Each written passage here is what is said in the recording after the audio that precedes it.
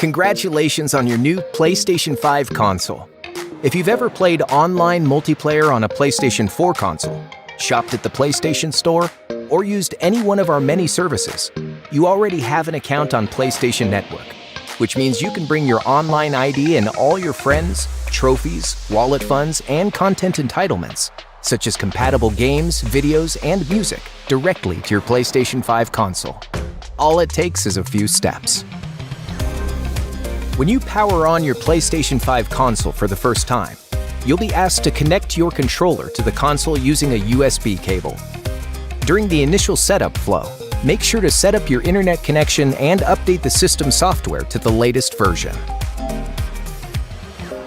You'll see two options to sign in. One is the manual sign-in. If you know your sign-in ID, also known as your email address, you can enter it here along with your password. We know this might be tricky for some people, so we've added a new, easier method called Sign In with PlayStation app.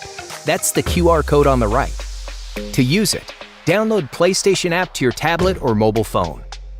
Here's a QR code to help take you to your app store of choice to do that now. Next, open the app, sign in with the account you plan to use on your PlayStation 5 console. Go to Settings, and then Sign In on PlayStation 5.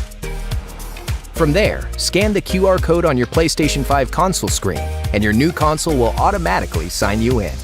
It's that easy. Oh, and by the way, if you don't like your online ID, there's no need to create a new one. You can always change it later by going to Profile, Edit Profile, and Online ID. Online ID change fees may apply. Now you're ready to start your new PlayStation 5 console adventure. Enjoy!